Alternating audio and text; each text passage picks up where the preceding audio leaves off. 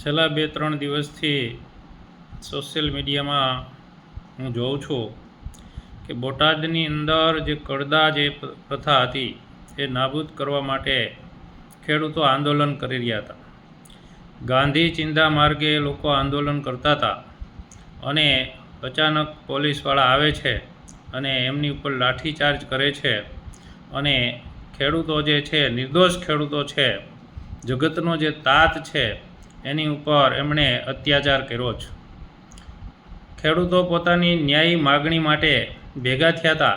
એમને અન્યાય થતો હતો એટલા માટે એ લોકો ગાંધી ચિંધા માર્ગે આંદોલન કરતા હતા અને આ આંદોલનને કચડી નાખવા માટે અંગ્રેજોને પણ શરમાવે એવી રીતે એ ખેડૂતો ઉપર અત્યાચાર કર્યો છે.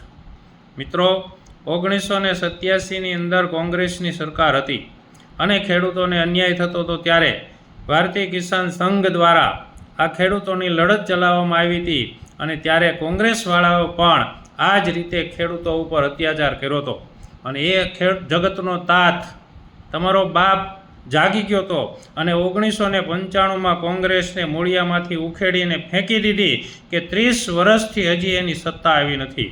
તો મિત્રો, આજે આ બોટાદની અંદર ફરીથી આ પુનરાવર્તન થઈ રહ્યું છે.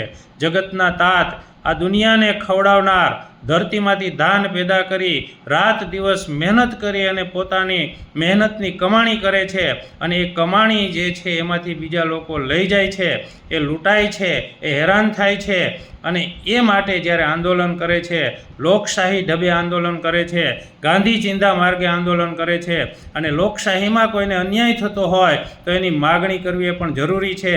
ત્યારે આ સરકારે, ભાજપની સરકારે એની ઉપર દમન કરી, અત્યાચાર કરી અને આજે એ ખેડૂતોને, નિર્દોષ ખેડૂતો ઉપર હત્યા કરી છે.